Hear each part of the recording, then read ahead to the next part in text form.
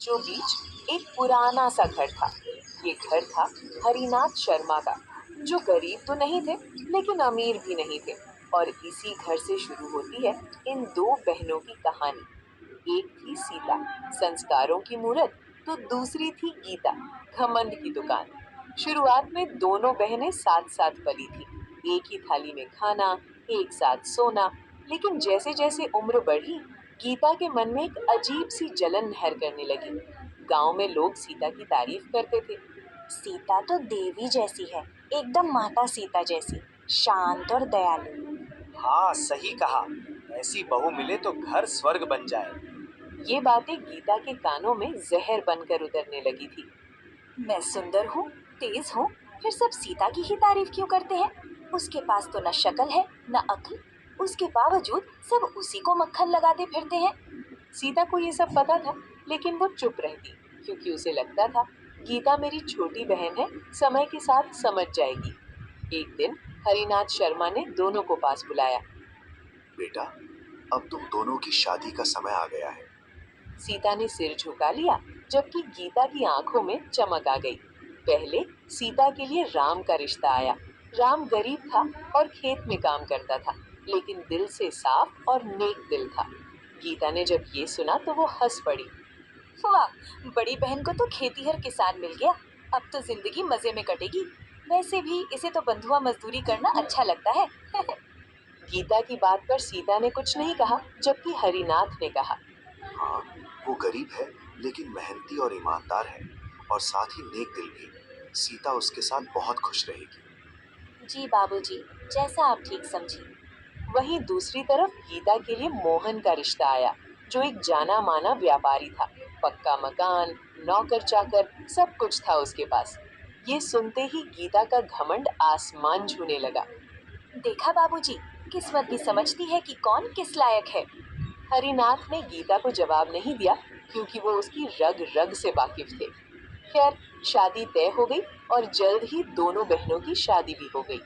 सीता शादी करके राम के साथ उसके घर आ गई। राम का घर छोटा था, छप्पर की छत, एक टूटी सी रसोई और कुछ कुछ बोरियों में रखा अनाज। सीता, मेरे पास ज्यादा कुछ तो नहीं है, लेकिन कोशिश करूंगा कि तुम्हें कभी किसी चीज की कमी ना हो। मुझे कुछ नहीं चाहिए राम, बस आपका साथ काफी है मेरे लिए। उधर जब गीता अपने ससुराल पहुंची तो आलीशान घर और चमचमाती गाड़ियां। वाह, इतनी दौलत शोहरत, सब मेरा। अब तो मेरे ऐश ही ऐश है। अब तो सीता मुझसे नजर तक नहीं मिला पाएगी। इस तरह दौलत शोहरत के गुरूर ने गीता का घमंड दुगना कर दिया था। ओए कमला, इधर आ, ये मेरा कमरा ठीक से साफ क्यों नहीं किया? लेकिन मैंने तो सुबह ही साफ किया था छोटी मालकिन। तो क्या मैं झूठ बोल रही हूँ? नौकर हो, नौकर बनकर रहो। जाओ जल्दी से यहाँ पोछा लगाओ।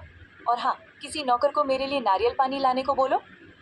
जी छोटी मालकिन, मैं अभी कर देती हूँ। इसी तरह कुछ महीने गुजर गए और तीज का त्योहार आ गया और दोनों बहनें मायके पहुंची। सीता ने साधारण साड़ी पहनी थी, तो गीता ने रेशमी लहंगा पहना हुआ था। उसके हाथों में रंग बिरंगी चूड़ियां और एक बड़ा सा ब्रांडेड बैग लटका हुआ था। गांव की कुछ औरतें तीज का टोटका करने आई हुई थी। तभी गीता ने अपनी बहन का मजाक बनाते हुए कहा, और बताओ सीता, कैसा चल रहा है सब? राम जीजू खाना भी देते हैं कि नहीं? मैं तो भूल ही गई, खुद खाने के लाले पड़े हुए हैं, तुझे कहाँ से खिलाएंगे?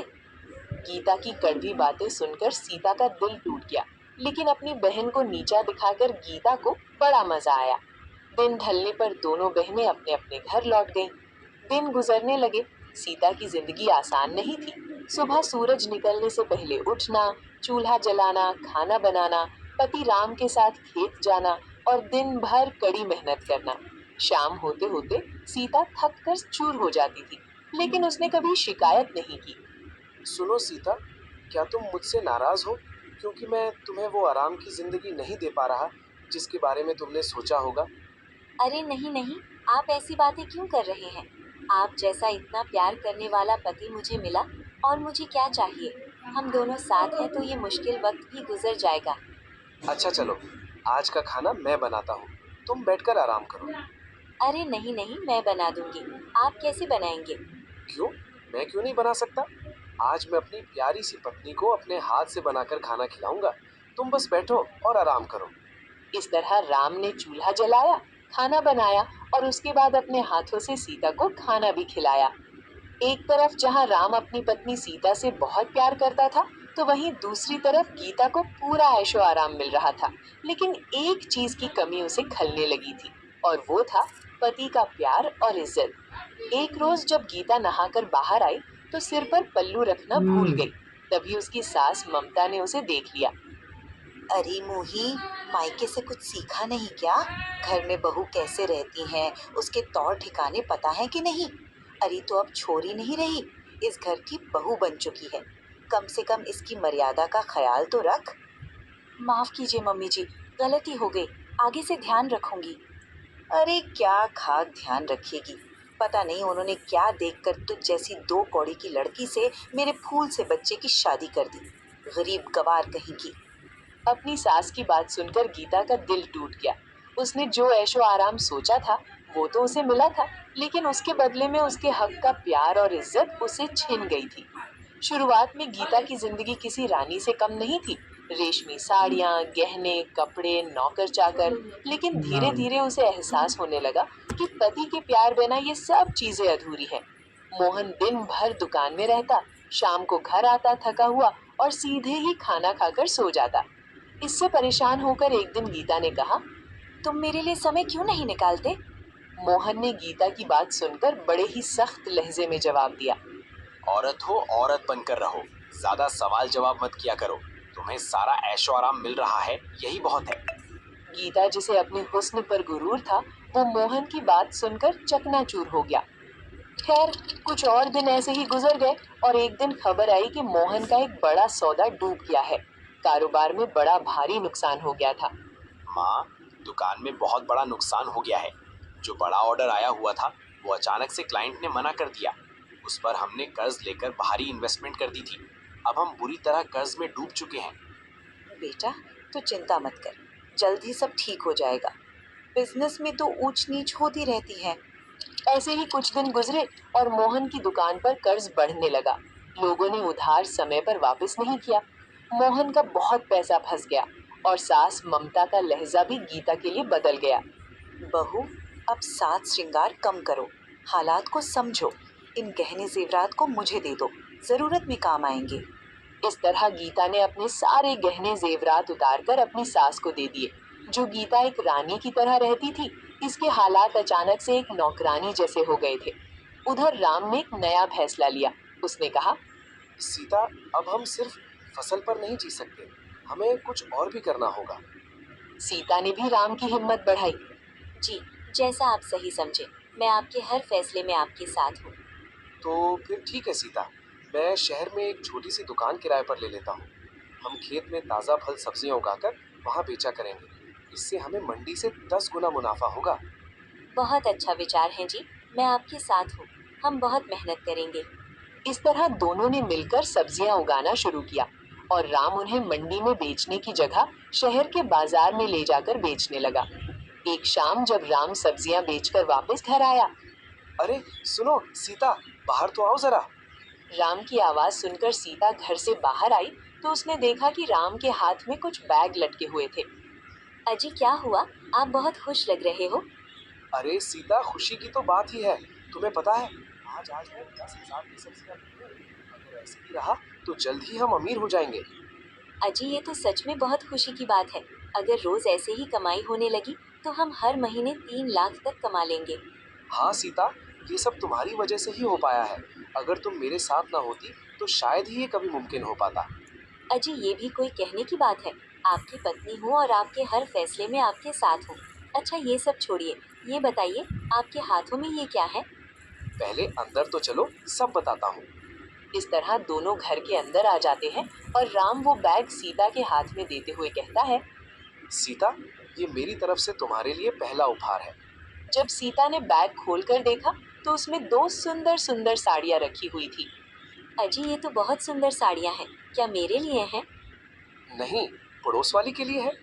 ये सुनकर सीता के चेहरे पर हल्का सा गुस्सा झलक आया।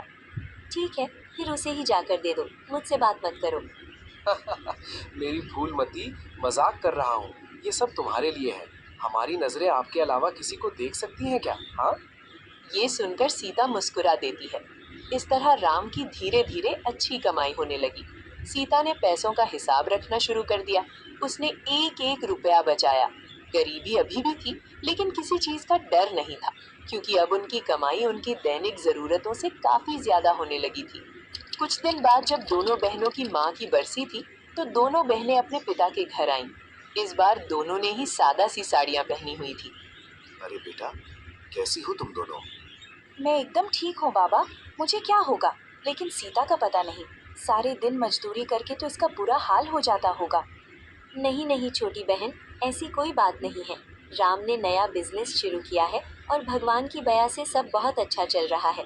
जल्द ही हम नया घर भी लेने वाले हैं। ये सुनकर गीता की जलन और भी बढ़ गई। खैर, कुछ ही दिन बाद मोहन की आर्थिक हालत और बिगड़ गई। घर के गहने जेवरात बिकने लगे, नौकर हटा दिए गए। सास का गुस्सा गीता पर टूटने लगा। वो दिन रात गीता को ताने मारने लगी। अरे कलमुही, तेरे मायके से कुछ मदद क्यों नहीं मांग लेती? अपने बाप से बोल के अपने दामाद की थोड़ी मदद कर दे, ताकि तेरे पति की परेशानी थोड़ी कम हो जाए। लेकिन माँ जी, मेरे बाबा तो एक साधारण से किसान हैं। उनके पास कोई धन दौलत नहीं है, और जो थोड़े बहुत पैसे थे वो भी उन्होंने हमारी शादी में लगा दिए। वो कहाँ से हमारी मदद कर पाएंगे? हमने तुझसे मोहन की शादी करके ही बहुत बड़ी गलती कर दी। अगर किसी अच्छे खानदान में की होती तो आज कम से कम वो मोहन की मदद तो करते। ये सुनकर गीता को बहुत बड़ा धक्का लगा। उसे महसूस हुआ कि जिस दौलत शोहरत को देखकर उसे घमंड हो रहा था, वो उसे सिर्फ एक कुत्ते की हैसियत से मिल रहा था। दोनों बहनों की जिंदगी एक नया मोड़ ले रही थी। एक तरह जहाँ सीता की जिंदगी खुशहाली की तरफ बढ़ रही थी, तो वहीं दूसरी तरफ गीता की जिंदगी धीरे धीरे तबाही की ओर बढ़ती जा रही थी। एक रात जोरों से बारिश हो रही थी। गीता रसोई के एक कोने में बैठी थी। रो रो कर आंखें सूजी हुई थी। पीछे से सास की आवाज उसके कानों में गूंज रही थी। अरे करमजली, तू डूब क्यों नहीं मरती? मेरे बेटे का सुकून खा गई तू। हमारे घर को बर्बाद करके रख दिया तूने।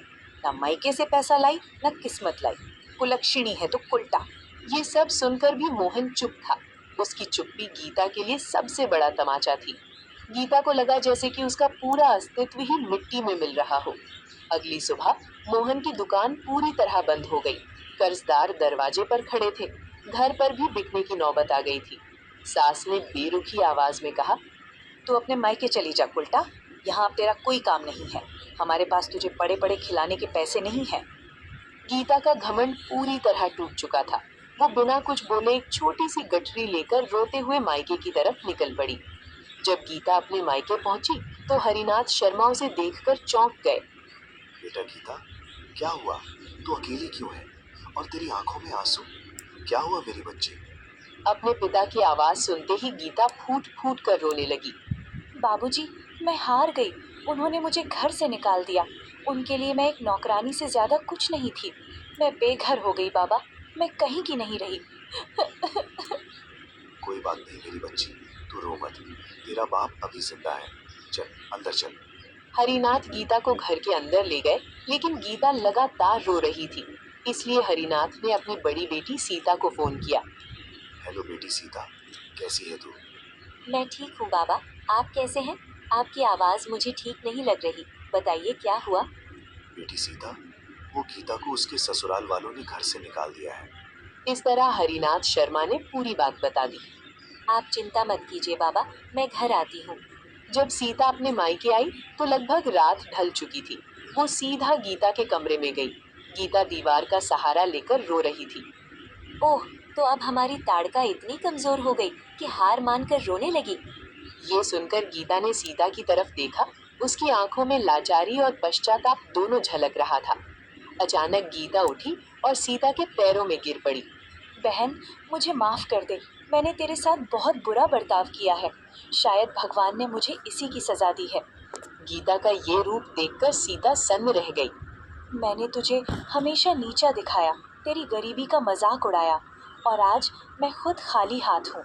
मेरे साथ जो भी हुआ वो सब मेरे कर्मों का फल है, जो मैं भुगत रही हूँ। सीता ने ढांढस बंधाते हुए गीता को उठाया। रो मत बहन। बहनें तो आपस में लड़ती हैं, झगड़ती हैं, लेकिन इसका मतलब ये तो नहीं कि हम एक दूसरे से अलग हैं या नफरत करते हैं। चल अब रोना बंद कर।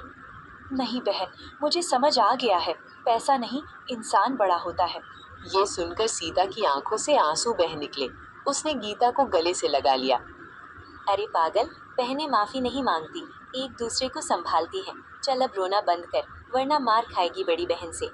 इस तरह रात गुजर गई। अगले दिन सीता ने राम से बात की। राम, मैं चाहती हूँ कि गीता हमारे साथ काम करे, इससे वो ये सब भूल पाएगी और जिंदगी में आगे बढ़ पाएगी। राम ने बिना सवाल पूछे कहा। ठीक है सीता, जैसा तुम चाहो। गीता तुम्हारी बहन है, इसका मतलब वो मेरी भी बहन है। गीता राम और सीता के साथ मेहनत करने लगी। सुबह जल्दी उठना, खेत जाना, खेत में पानी देना, सब्जियां तोड़ना, निराई गुड़ाई करना और राम के साथ शहर जाकर दुकान पर सब्जियां बेचना। गीता के हाथ छिल गए, कमर दुख गई और एक दिन गीता ने रोते हुए कहा, मैं ये सब नहीं कर सकती सीता, मुझसे नहीं हो पाएगा, मैं तुम्हारी जितनी मजबूत नहीं हूँ। गीता की बात सुनकर सीता ने शांत स्वर में कहा, हिम्मत मत हार गीता, मैंने भी सीखा था, तू भी सीख जाएगी और एक दिन कामयाबी तेरे कदम चूमेगी। इसी तरह दिन बीतने लगे। गीता ने राम और सीता के साथ काम करके कुछ पैसे इकट्ठे किए और खुद का एक रेस्टोरेंट खोलने का निश्चय किया। राम और सीता ने गीता का साथ दिया और जल्द ही गीता और सीता ने मिलकर पार्टनरशिप में शहर के बीचों बीच एक रेस्टोरेंट खोल लिया। रेस्टोरेंट बहुत अच्छा चलने लगा और जल्द ही गीता और सीता का नाम स्टार्टअप आइकन गर्ल्स के रूप में मशहूर हो गया। एक दिन मोहन हरिनाथ के घर आया। नमस्ते पिताजी, गीता कहाँ है? अब तुझे गीता से क्या काम है? उसे दिया दुख काफी नहीं था क्या, जो तू फिर से चला आया जले पर नमक छिड़कने? ऐसा मत बोलिए पिताजी, मुझसे भारी गलती हो गई। मैं गीता को वापस अपने साथ ले जाने आया हूँ। मैं इतनी परेशानियों के बीच क्या सही है और क्या गलत समझ ही नहीं पाया। बेटा, जो इंसान सही गलत न समझ पाया इसलिए मेरी बेटी को छोड़ दिया, तो उस इंसान के साथ मैं अपनी बेटी को दोबारा कैसे भेज दूं? को मेरी बेटी को इंसान नहीं कोई सामान समझता हो। ऐसा मत बोलिए पिताजी, मुझे अपनी गलती का एहसास है। मैं फिर कभी ऐसा नहीं करूँगा। मोहन बोल ही रहा था कि तभी पीछे से सीता और गीता भी वहां आ गई। मोहन, तुम यहाँ क्या कर रहे हो? मैं गीता को अपने साथ वापस ले जाना चाहता हूँ। इतना सब करके तुम्हारा मन नहीं भरा कि तुम वापस आ गए? सीता, तुम बीच में मत बोलो। मैं गीता से बात कर रहा हूँ, तुम हमारे बीच मत आओ। मोहन की बात सुनकर गीता ने तीखे अंदाज में कहा, मिस्टर मोहन, तमीज में रहकर बात कीजिए। आप मेरी बहन से बात कर रहे हैं और मुझे आप ये बताइए, आज अचानक आपको मेरी याद कैसे आ गई? क्योंकि मुझे अपनी गलती का एहसास है। मैं तुम्हें वापस अपने साथ ले जाना चाहता हूँ। क्या मजाक है, मैं तुम्हारा अफसोस अच्छे से जानती हूँ। आज मेरे पास दौलत शोहरत आ गई तो तुम्हें मेरी याद आ गई? तुम सिर्फ लालची इंसान हो मोहन, बिन पेंदे के लोटे की तरह, जो आज यहाँ तो कल वहाँ। अपनी हद में रहो गीता, तुम मेरी बेइज्जती कर रही हो। बेइज्जती उसकी की जाती है जिसकी कोई इज्जत हो। आप जैसे लोगों की तो कोई इज्जत नहीं होती। अब चले जाइए यहाँ से, वरना हमें धक्के देकर बाहर निकालना पड़ेगा। मैं तुम सबको देख लूंगा। हाँ हाँ, देख लेना, अब जाए यहाँ से। इस तरह मोहन आग बबूला होकर वहां से चला जाता है। इसके बाद दोनों बहनों ने बहुत तरक्की की और सीता और राम ने मिलकर गीता के लिए बहुत अच्छा लड़का ढूंढा और गीता की शादी कृष्ण से करवा दी और इस तरह दोनों बहनें खुशी खुशी रहने लगी।